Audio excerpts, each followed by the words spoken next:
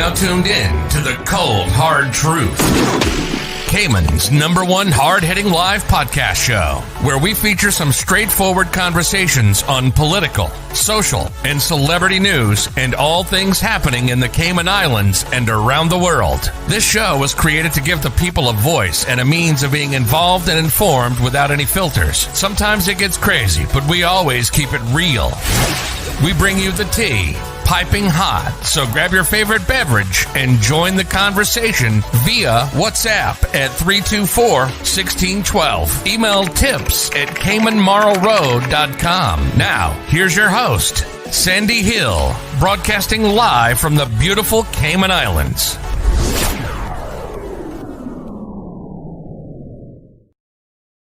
Miracle Brokers International is a shipping, moving, and logistics company. You get all our expertise in one stop. Our motto is shop, ship, and save. All shipments are important to MBI and will track your items during shipment, clear through customs on arrival, and deliver to your door. MBI will spend the time in lines to get your cargo for you so you can be more productive with your time. Miracle Brokers, the solution broker. 345-925-5989 or miraclebrokers.com.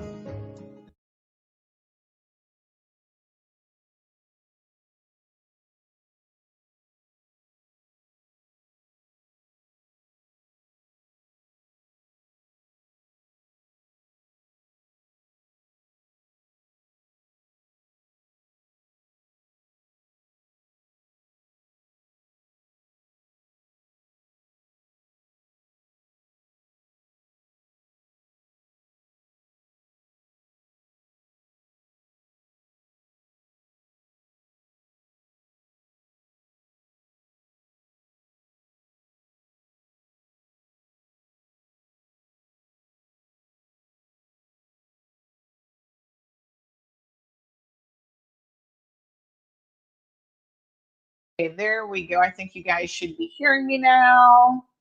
Everybody can hear me. So good evening, beautiful folks. Thank you guys so much for tuning in. It looks like since somebody around here moved my camera, they keep resetting my mic settings or something really super weird. But anyway, let me just check something. So good evening, folks. Thank you guys so much for tuning in. Let me just say that, as you guys will know from this morning, there were a lot of changes, anticipated changes coming down the pipeline in terms of what we were anticipating. Let me just see here. Okay, so just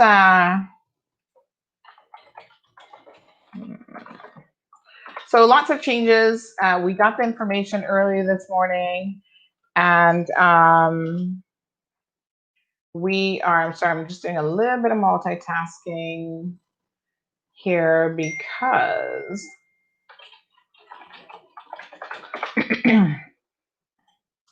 right, so some good news. I think a lot of us are breathing a little bit easier today, because mask wearing is no longer mandatory. So I just want to clarify something, because I know this morning we were saying that school and educational facilities are not considered public meeting spaces. However, they do not have to adhere. So I'm just going to clarify this in the article that we posted earlier.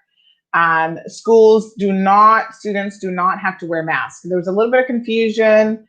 I know at first the chief medical officer said kids under 10, so that he doesn't recommend it for kids under 10. But the bottom line is, if they're not on the school bus, so public buses, including school buses, are still subject to the mask wearing requirement. So drivers have to wear masks.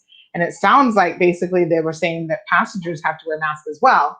Any other location other than public transportation, hospitals, the prisons or healthcare facilities, prisons and residential homes, and the airport, as well as any other place that might be specified. And so far, those are the only ones. that would fall into the category of those institutions would still have mask wearing as a part of their requirements, and you would have to wear masks going into those places, which makes total sense because, of course, a hospital or any sort of facility where people are potentially sick, I mean, even if it's not COVID, it's going to protect you from getting probably the common cold or cough in any event, right? So um, I'm just updating this now to make it very, very clear that school students do not have to wear masks. So there was that petition, good news for them. That has now fallen away. And again, any sort of prison or lockup facility, they would still have to adhere to the mask wearing requirement. So that's the first thing. There's quite a bit of information that came out of today's session. So let me just say good evening to all of you. We've got Gadiel here, Ervelyn, Hannah, thank you so much for joining. Yes, mic check, Cameron. How are you? I think Cameron was listening to another show earlier. Cameron jumps around from one show to the next because apparently, Cameron, I heard your name being mentioned. I caught the very tail end of Ruth Anna's show, and she said that you were tuned into her show. So it looks like Cameron enjoys the talk show circuit. So Cameron is jumping from one show to the next. So Kara, thank you so much. Karen, beautiful Karen, thank you. And of course, Hannah is here, and we should all be good now with the microphone. No, Cameron, not Coco. If Coco was messing with the mic, I think we might be a little bit worried. So Edith is joining us from Florida.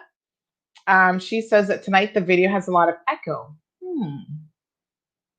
Not sure what would be causing that, to be honest. But I will keep an eye on that.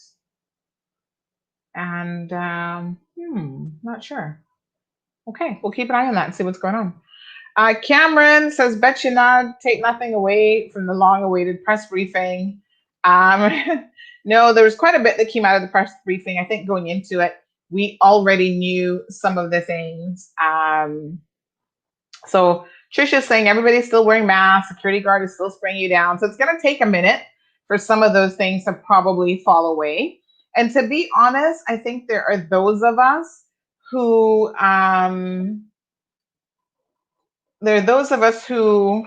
will continue to wear a mask because, we've kind of gotten used to it already. So, it's one of those things.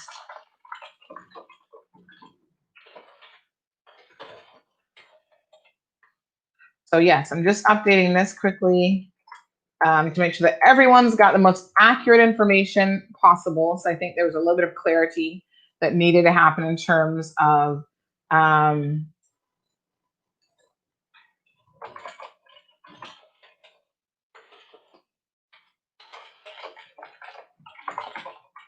I just want to include this, that school buses do fall under public transport.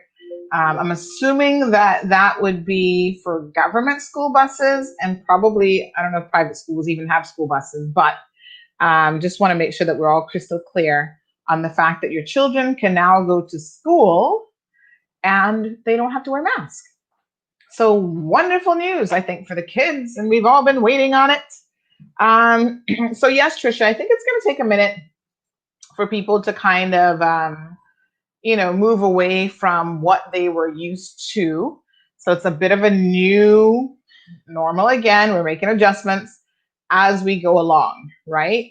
So anybody notice tons of new changes rolling out for Facebook?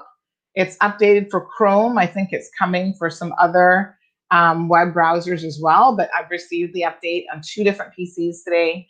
Facebook has a brand new look and feel to it, which we will discuss on Thursday for Tech Thursday's segment.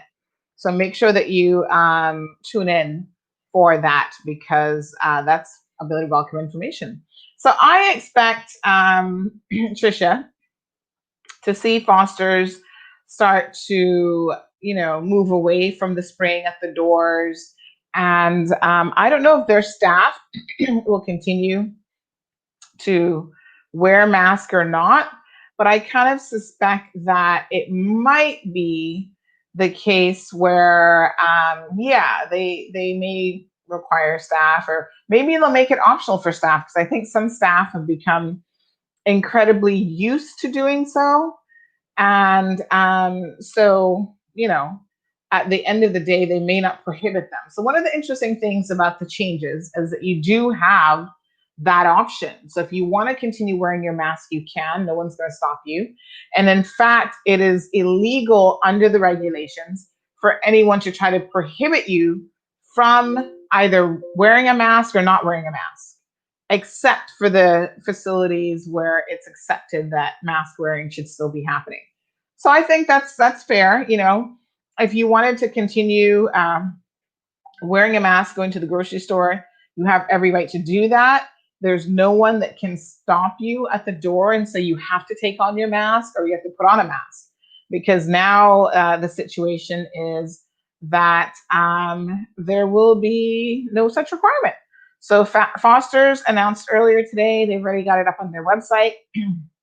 They've got a cute little video here that says, per the government regulations, customers no longer will be required to wear face coverings when shopping with us. And I did see, in fact, that interestingly enough, I think it was last week, that Kirk's Supermarket had reopened their self-serve lunch salad bar area and hot food buffet. So they do have some, I think, guidelines that they're going to keep in place to encourage people to continue to engage in, just good practices, I think, that we've acquired. And I think, to be honest, there's some things that have been done that I don't believe necessarily need to fall away. I don't know how you guys feel about it. You can certainly let me know, but they don't need to fall away. I think it makes good practice. Some of it encourage really good hygiene. The doing away with these buffets. What a lot of people don't realize is that buffets are a cesspool, and I don't use that word too lightly here, for infections.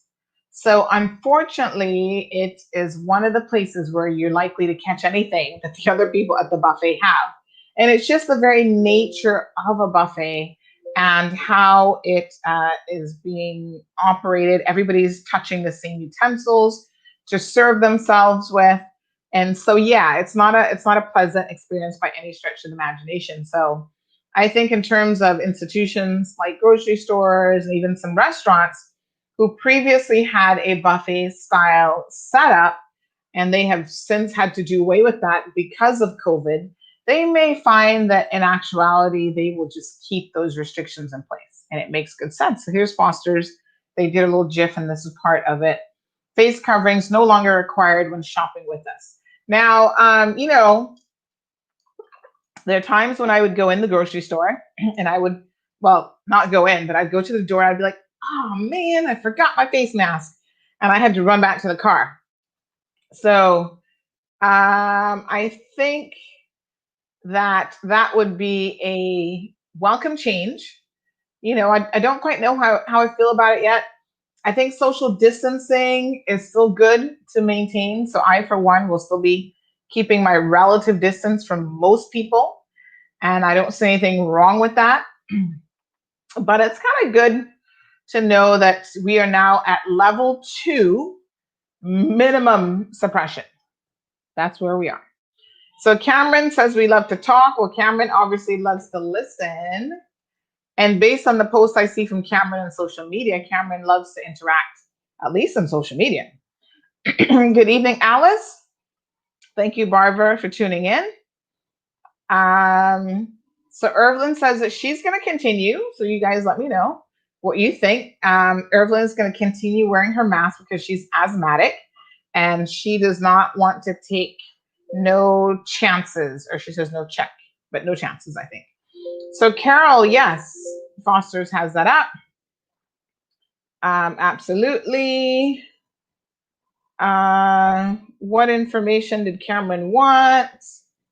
Hi, Doreen. Thank you for tuning in, beautiful Doreen.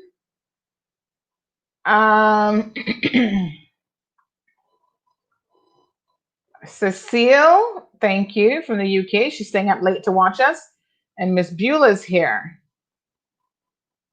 Allison, is CIG going to heighten security of the seas? Persons illegally traveling to smuggle drugs that could bring back the virus. Well, Allison, I certainly hope that they are monitoring the seas at all times, because yes, drug importation is a serious concern in this country. So let us hope that that continues. So I don't know why Alexa's talking to me. Sometimes she thinks that I've called her name. Alexa, stop. Sometimes she thinks I'm talking to her. Like, did I say anything just now that sounded like Alexa? I don't even know, but she starts giving me this long discourse. So yes, no social distancing. So basically it's level 2 minimum suppression. So no social distancing, no wearing of masks, 250 people for public gatherings. So that is still limited, but 250 is a lot of people. So that would include any restaurants, churches. Larger churches that hold more than 250 people are going to have a problem because they can't go over the 250 people. So I think for those persons, I don't know what they would do. Maybe limit the number of people that can get in the door. So check that out. So yeah, funerals, any kind of festivities, restaurants, that sort of thing. Max of 250 people. What else did we learn today? There's a couple other things. Right.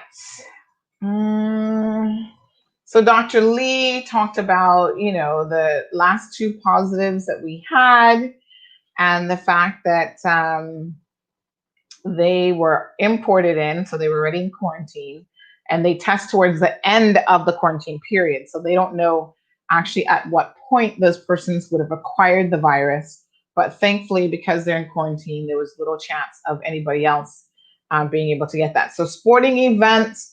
So let us just remember what is still not what allowed.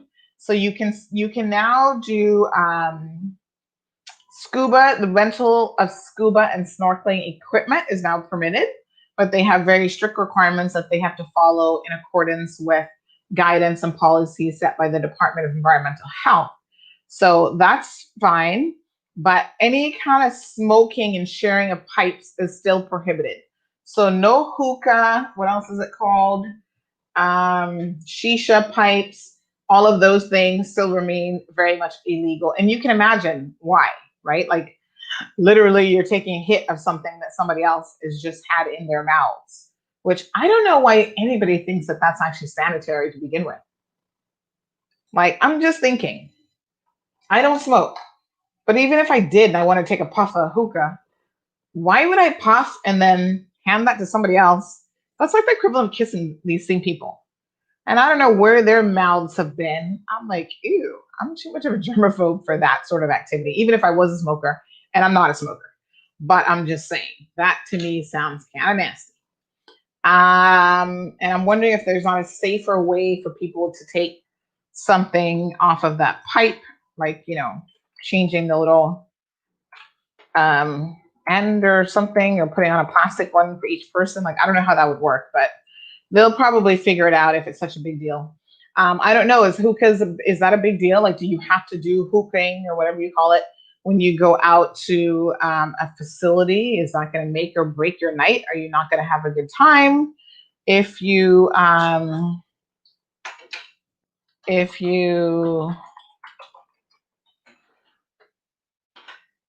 go out and you can't have your hookah? Does that make or break the evening? Or I don't know. Okay. So Sue has a good laugh at that. So listen, this morning we didn't really get to finish our conversation. So I want us to pick up on, because one of the things we're doing this week is we're talking about other things in Cayman that we could very well do with protesting about. So tomorrow I think we're doing education, which that would be a big protest. So again, this is in keeping with the fact that this community continues to protest the LGBTQ community. And my position is, why don't we protest all of the other social ills that are plaguing us and that are clearly a problem?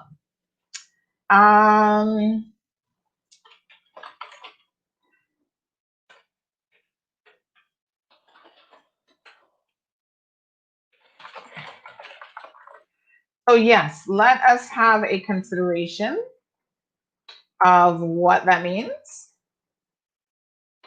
Let me just have a quick look here. So today's topic is, why aren't we protesting child abuse? All forms of child abuse, whether it is physical abuse, sexual abuse, emotional abuse, children. There's some children who are subjected to all of that. And there's some who are subjected to varying degrees of different aspects of that. So some children, I mean, obviously, if you're physically or sexually abusing your kids, that's a form of emotional torture and abuse. And there's no other way to put that. But there are children who are being emotionally abused who may not necessarily be physically abused. But to me, that's just as bad. And I have to wonder, why is it that people are not protesting that type of abuse? Why do we never march for our children? Why do we not have a sex offenders registry? As much as I've been begging for one over the past 15 to 20 years, I don't understand why we can't get one and be done with it, and why we can't, as a society, as passionate as we want to be about the things like same-sex marriage and the domestic partnership bill, why can't we at least be that passionate? Really, we should be more. But why can't we at least, because apparently that elicits a lot of passion from people, why can't we be that passionate about protecting your children? Like every time we hear of a case in court where a young child has been defiled, anybody under 16 has been defiled, why aren't we on the court steps marching with our signs? Stop child abuse, stop child abuse. Why aren't we reading the sections in the Bible that talk about the fact that you should not be abusing your children? Because, I mean, that has to be there, right? Now, check out this situation that is breaking in the US. Jerry Falwell Jr., you guys remember his dad was a big evangelist in the States, and he followed in his footsteps. He's got a sex scandal in his hands. This is one of the same people, ironically, who has been a supporter of President Trump and who has also spoken out very, very strongly against the LGBT community. So now a sexting scandal, which has been discussed over the last couple of days, has been confirmed. Liberty University is a college that he took over in 2007 after the death of his father, Jerry Falwell. This university or college is an evangelical college called Liberty University, and they've accepted the resignation of President Jerry Falwell Jr. Because he is embroiled, as they say, in a sex scandal. This is the biggest entanglement that you can possibly imagine. So listen to this. I'm trying to understand this. It comes after a business associate said say what? He had a sexual relationship with Mr. Falwell and his wife. A threesome with another man? What on earth? He was already on leave after sharing a photo of himself with his trousers unzipped. Wow. So on Monday, he finally tendered his resignation, which he later rescinded before confirming he was stepping down after all. The dude can't even make up his mind. Talk about being conflicted. So here you are, talking about and killing and putting down others in this community. And now, my gosh, a man is confirming that he's had a relationship, a sexual relationship, with the good evangelist, preacher, pastor, head of a school. Mm-mm-mm-mm-mm. What a hot mess, as they say. This tea is brewing. So, BBC has carried the story as well as countless other news organizations across the world. Hear what he originally said. Listen to this ridiculousness, right? He posted a photo of himself on Instagram with his trousers unzipped and his arm around a woman. Pig, disgusting, sexual harassment. Sounds like it to me. Now, Mr. Falwell conceded that the photo was weird. That's what he called it. Why aren't we calling a spade a spade? This isn't weird. You're a pervert. And you just happen to be an evangelist pervert. But trust me, they run the gamut. They're everywhere. So when I tell you guys that this is in the churches and you don't want to believe me, here's a perfect example of what's happening right in front of people's eyes. He actually thought it was appropriate to put a photo on Instagram with his trousers unzipped and his arms around the woman. And then he says, oh yeah, it's weird, but defended it, saying it's all in good fun. Really? Are you kidding me? Of course, people called him a hypocrite, as one would expect. And Liberty University has a very strict code of conduct for how students must behave, including barring premarital sex and the consumption of media with sexual content and nudity. Oops. Wow. Now that's crazy. When the president of your university is doing those things. So after that scandal broke, then further allegations emerged on Monday. Today is Tuesday, so this is pretty fresh. Giancarlo Granda, a business partner of Mr. Falwell, told Reuters news agency that he had a 6-year, follow me folks, 6-year sexual relationship with the evangelical leader and his wife, Becky Falwell. What a hot mess.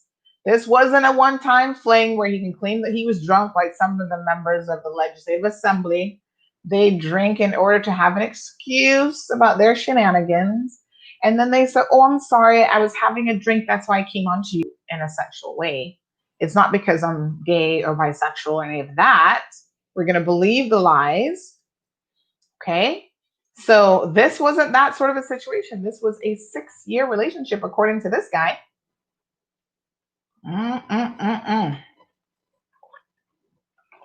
Wow.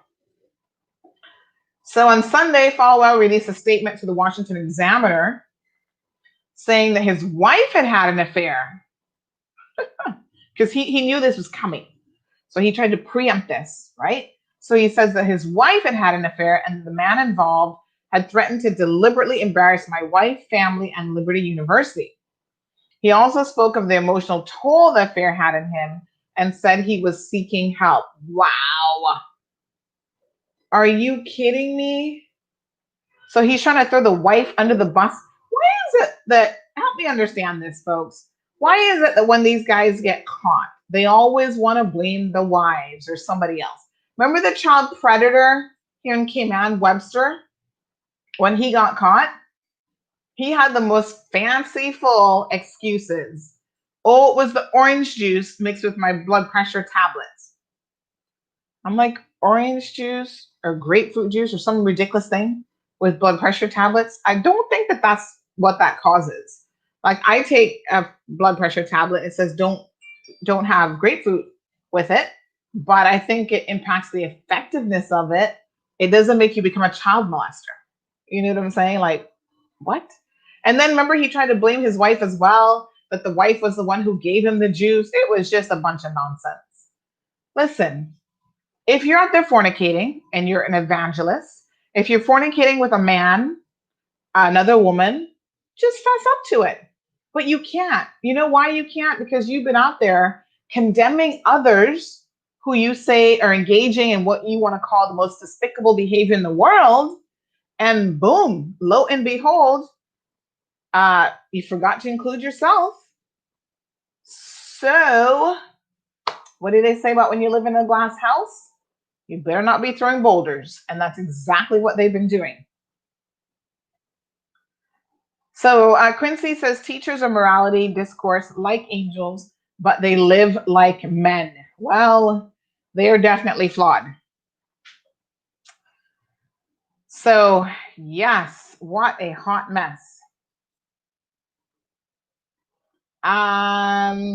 Charles, we're going to come to that in just a second.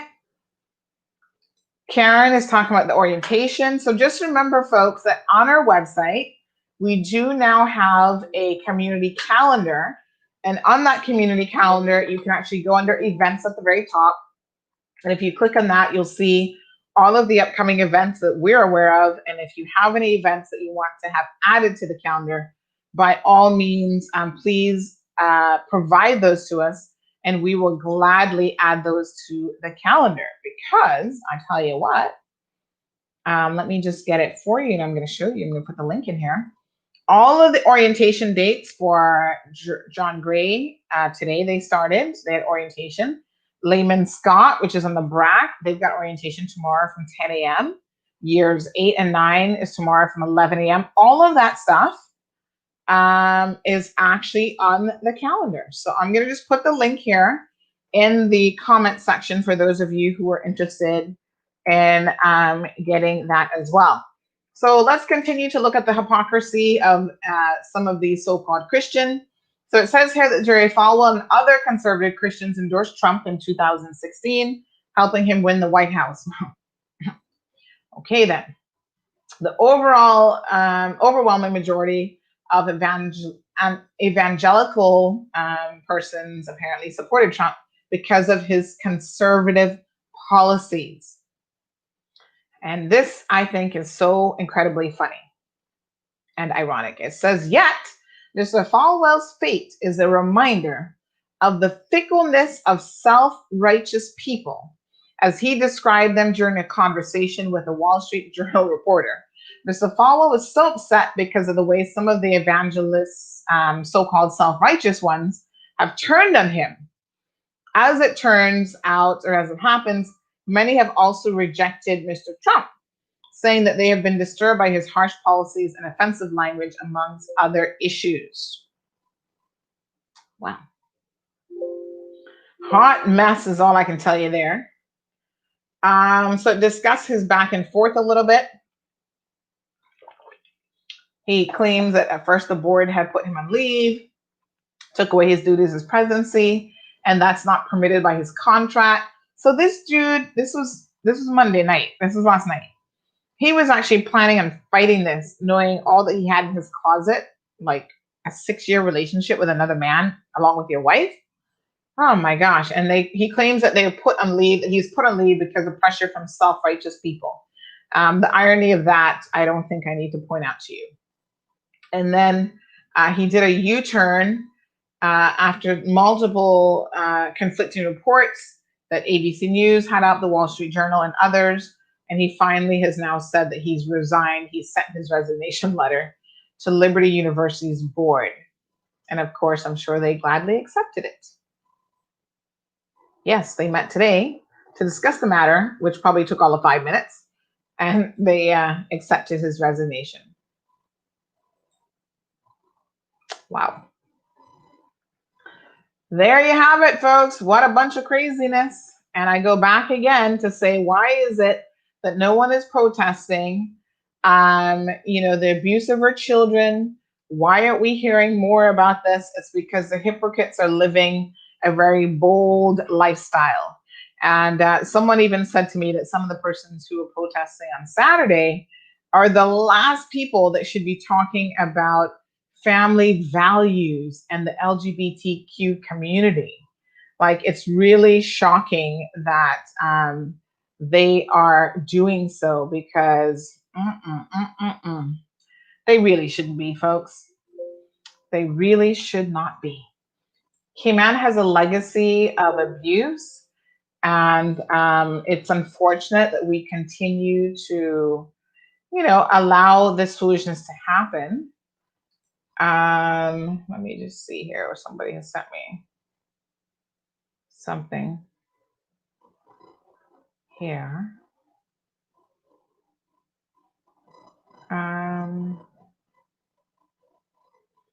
Okay, somebody sent me something that I've got to look at, but I haven't quite.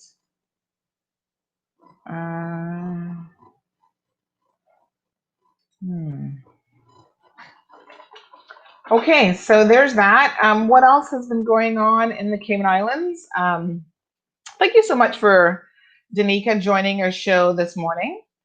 She came on the program, and I think she was well received.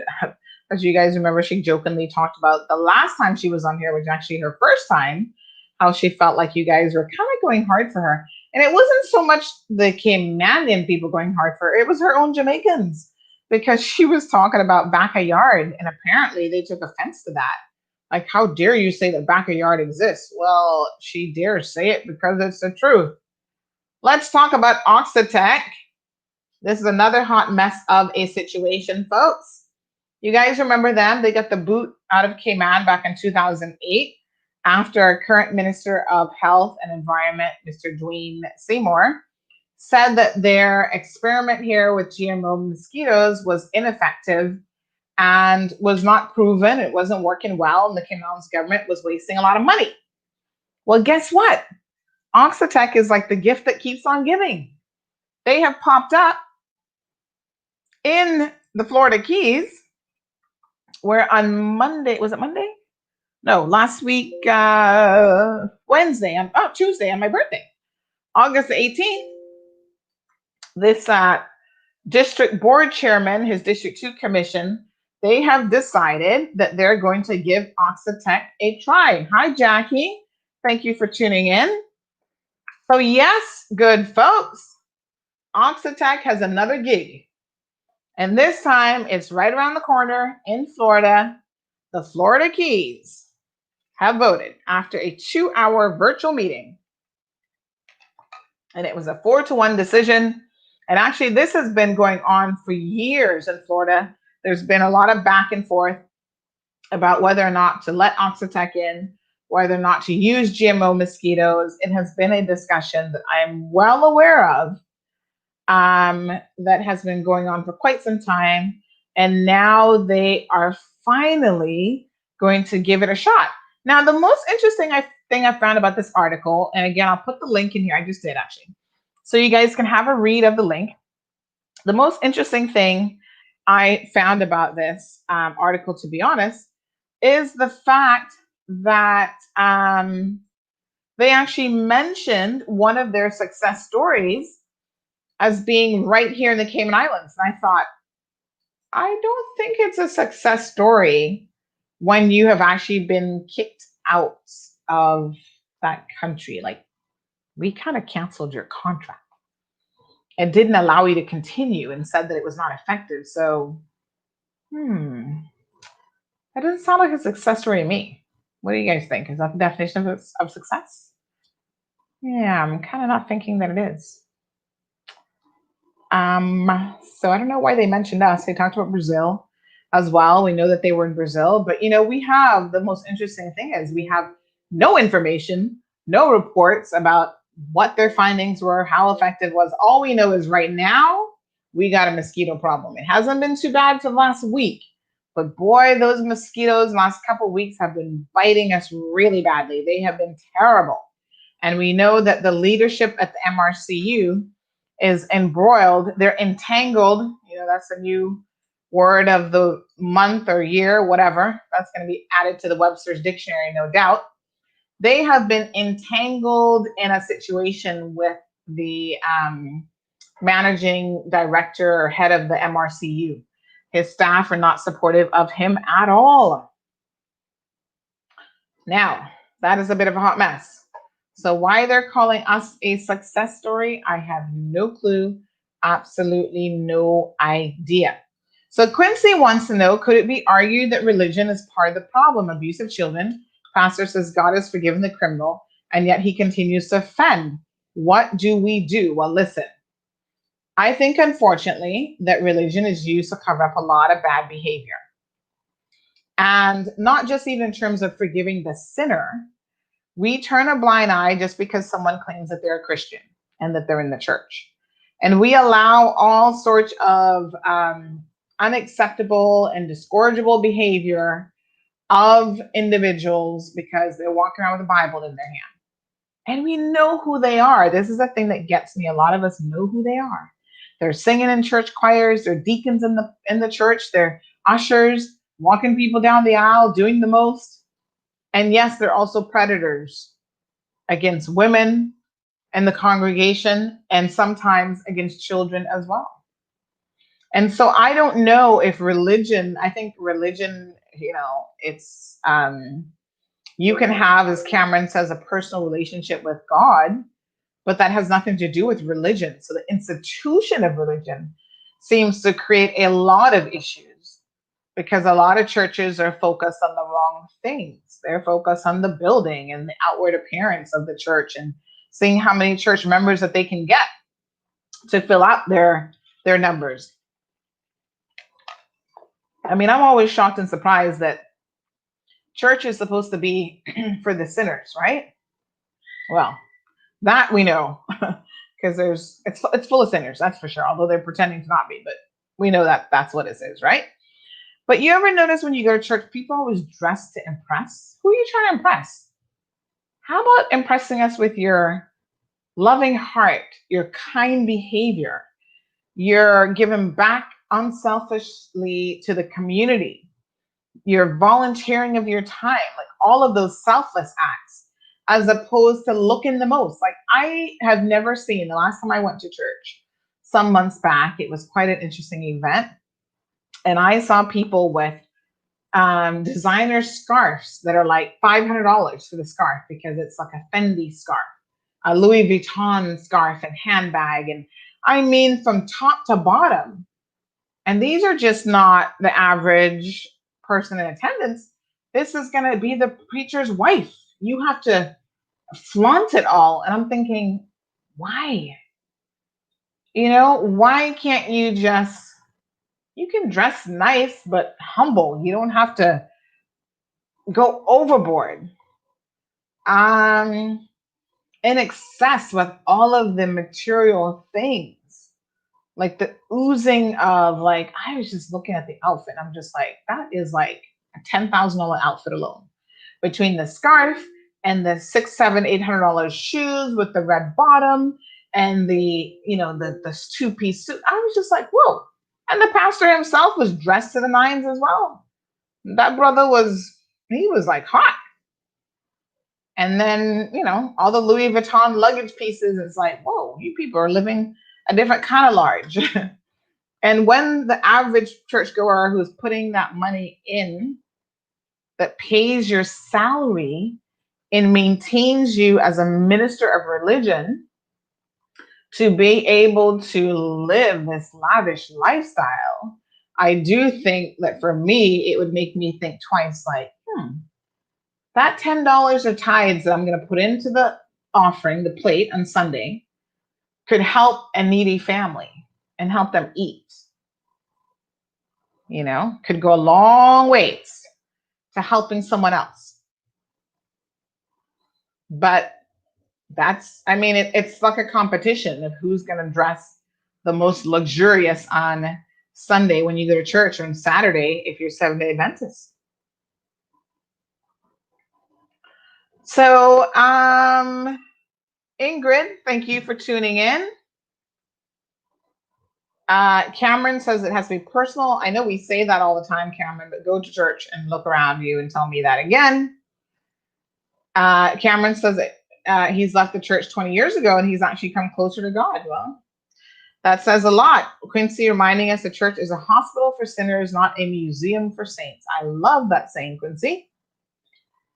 And Irvin says some of them are knockoff Sandy. Don't let them red bottoms fool you.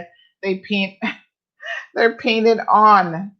Well, me hear you, my dear child. Me hear you. The fake ones, the really good fakes. But still, it still sends a message that you're more concerned even about painting on red bottoms. I mean, how stupid can you know, spending money on fake designer goods is probably just as ridiculous as buying the real thing when it comes to like financially, because fake designer stuff isn't necessarily cheap. It is cheaper, but it still costs good money. When what's the point? So I will continue to support the cause of trying to speak up for children, trying to protect your children. I want to say big hats off to the Cayman Islands Red Cross. They are reminding us that, let me just pull this up, that they have a number of initiatives that's going on. So just a reminder in terms of the health and wellness of your children. Week 5 has now kicked off for the Eastern Districts, Town, East End, and North Side.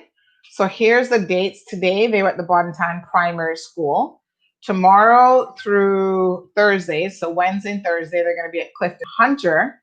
And on Friday, they're going to be at the North Side Civic Center, and then Saturday in East End. So folks, if you know nothing about this, I want you to please look this up. I'm also going to share another video here with you guys. I'll probably just give you the link because you can go and have a look at that for yourself. But these are all measures in place that are designed to protect our children. So I cannot stress enough that our children are our most vulnerable and precious commodity above all else. They are truly our future. So if we can't get it right and can't do right for our children, what is the sense of everything else that we're seeking to build? So this is a mobile health and wellness program. We did an interview with Carolina Ferreira some weeks back. We went and did a site location in Georgetown. If you've missed it when they were at Georgetown Primary, you can still call if you're willing to drive out to Town or to Clifton Hunter. By all means, make an appointment. This is for children that are ages, I think it goes up to 17, but they will take 18 and 19 years old as well. But these are for primary and mostly middle and high school children. And the idea here is to have your child checked out by healthcare professionals. So they do both physical checks, like the eyesight, making sure they're hearing okay and all of those things, as well as they also offer emotional support. So they will talk to your child to see if they have any emotional health concerns or issues. So this is now the schedule. And again, I would invite you to please check that out. And again, the Red Cross has a safe return to school video that we will upload and circulate later on for you guys. And part 1 has been released. I think part 2, which is talking about thoughts and feelings that children may have when it comes to dealing with the COVID crisis and so on, is going to be presented or coming out shortly. So this first one is called Bobo and TD Safe Return to School. So please support these initiatives. I think they are a wonderful opportunity to get your children seen by a professional, and you should take every opportunity to take advantage of something like that, especially because it's free. You know, I mean, anytime, but definitely you're not even paying for it. It's free. So call that WhatsApp number that was on that. We posted it on the Facebook page as well. And you're able to contact them and make an appointment. They're asking that you do it by appointment because they're trying to make sure that when people come, they get like an hour set up of like dedicated time with that particular child where they can go from one station to the next. So I've just shared the link again of kind of how the process worked. We walked through with Carolina in Georgetown when they were at Georgetown Primary over a week ago of how it works and exactly what to expect. Because I think people are kind of like, well, what am I going to do when I go there? So, you know, I would say, okay.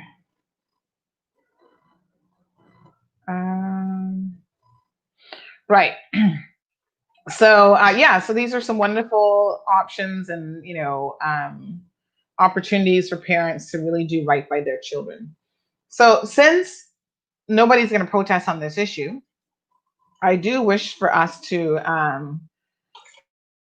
talk about child abuse prevention, because prevention in this case is better than cure any day of the week. So I couldn't possibly say that enough. And I think it's important to always remind people of what is available. So April is actually National Child Abuse Prevention Month. I know we didn't really hear much about it this year, or most years, to be honest. But there are a lot of resources and options available to you as parents, as guardians. If you are in the church and you actually do care about children, there are publications that are available for you. There are resource guides updated for 2020. There's adverse childhood experiences, a whole tip sheet, multimedia area, all of these things to help parents do a better job. I was having a conversation with some lovely ladies this evening, and I am now a mother, and we were talking about, some of our experiences growing up, and a lot of us grew up under very challenging, whether it was emotionally or physical environments. And so now we're trying to do better by our kids, by the next generation. And, we kind of said that I find that a lot of parents do the best they can with what they have. So, they came from a different time, and things were different. They came from a different era of dealing with kids and how they treated kids, and they didn't necessarily see us as human beings in our own right. They didn't necessarily respect that we had a voice and that you should allow your children to speak to you, obviously with respect and with, rules in place. But a lot of parents didn't believe in any of that stuff. Now the discourse has shifted, where we have so much in terms of resources available to us that we should be able to do better. Like, if you want to be a better parent, you can learn. Yes, there's no formal course on how to be a parent, but guess what? There are tons of things online. How to communicate with your toddler, how to talk to your teens. There are tons of resources, folks, available at your fingertips that are completely free. And I want to encourage you to seek those resources out. I'm going to share one with you here now. So this is a 6-chapter resource guide.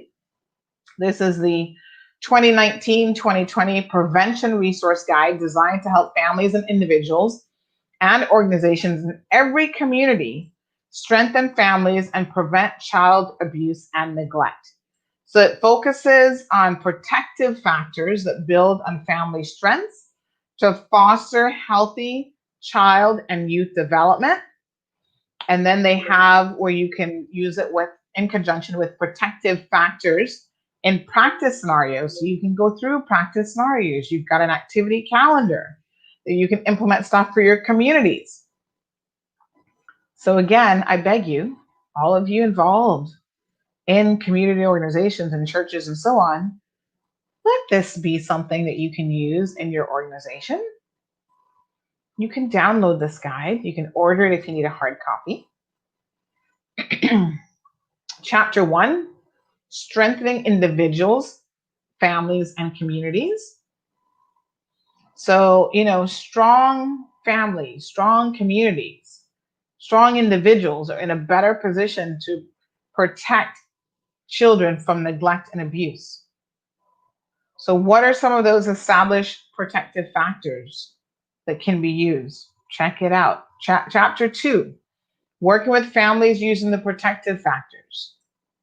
Detailed information about 6 protective factors for preventing child mistreatment and tips for infusing them into programs and direct practice with families. Chapter 3, using protective factors as a framework for your community partnership. Chapter 4, protecting children. Chapter 5, tip sheets for parents and caregivers. And then chapter 6 is a whole slew of resources. So folks, I believe in sharing knowledge and sharing information. So I am going to post this here for you. Good evening, Charlene. Thank you for tuning in. Good evening, Ronika. We have to share and share alike. So if we want to do better than the ones before us, we must learn And learning doesn't necessarily mean that you have to go out there and make all the same mistakes over again. It means that you can learn from others. You can learn from the experts. That's why we do things like go to school to begin with, because there are experts out there who are willing to assist us. This is a platform that we want to give our young people a voice. Our youth show is slated to come online very, very shortly. And you have to be willing to have these conversations with young people, because you'd be shocked at how many of them are actually being exposed to very, very dangerous environments. So 10 ways to teach your kids the skills to prevent sexual abuse. Talking to your children about their body parts and no secrets policy is one of the most amazing ways to protect young kids without scaring them. It talks about the signs of sexual abuse in children and adolescents. So I'm going to go through these 10 tips so we can wrap up the show, because I want this to be meaningful. I haven't gone as deep into this as I would like to because of the time constraints. However, tip number 1, talk about body parts easily. Tip number 2, teach them that some body parts are private. And you can do that from the earliest of just very small children, trust me. Number 3, teach your child boundaries. Very important. Okay. Number 4, teach your child that body secrets are not okay. Number 5, teach your child that no one should take pictures of their privates. Number 6, teach your child how to get out of scary or uncomfortable situations. Give them the skills that they need. Number 7, have a code word your children can use when they feel unsafe or want to be picked up. Isn't that a brilliant idea? A code word that only you and your child know, and anybody else hears it just think it's a regular word? Yes, teach your kids these sorts of things. Number 8, tell your children they will never be in trouble if they tell you a body secret. Don't make your children afraid of you, parents. Those of you who believe in beating your children, that's one of my greatest fears, is that you are teaching them to be afraid of you, because the repercussions will be swift and quite dangerous. Number 9, tell your children that a body touch might tickle or feel good. Right? So good and bad touch. That can be very confusing, because sometimes people are molesting your children and it doesn't necessarily feel bad, but it's wrong. So you need to have a little bit more of a discussion with your kids about that. And number 10, tell your child that there are rules that apply even with people they know and even with other children. Some 25% or 1/4 of all child abuse victims are actually abused by children who are their peers. They can be the same age. They can be a little bit older. And I dare say it would not be impossible to say that they could even be younger than your child. So, folks, those are some of the things that, we all need to be guided by. And I hope that that is useful. The hour went by so quickly tonight. But thank you guys so much for tuning in. You guys continue to make this an absolutely wonderful resource where we can engage in dialogue. I can share information with you. You can share information with me. And through this process, we can learn together in a meaningful way, really to protect our children. And that is the most important thing. I can't think of any social issue that in my mind gets ignored more than anybody else. Hi, Alexandria. That gets ignored, and we waste time in so many other things, but we refuse to address this head on. This is a conversation we should be having every single day without fail. How can we protect our children? What mechanisms can we put in place to make sure that they are safe and healthy and they grow up in environments that are conducive to them becoming good, productive adults, my apologies. Folks, that's it for me. It is 8 o'clock. I wish you guys a wonderful night, and I would invite you to tune back in at 7:15 in the morning. We will continue tomorrow talking about, let's see what's on the list for tomorrow. So tomorrow's Wednesday, Cayman's dismal education. We can break that down. Mental health is on Thursday. Cayman's environment is Friday.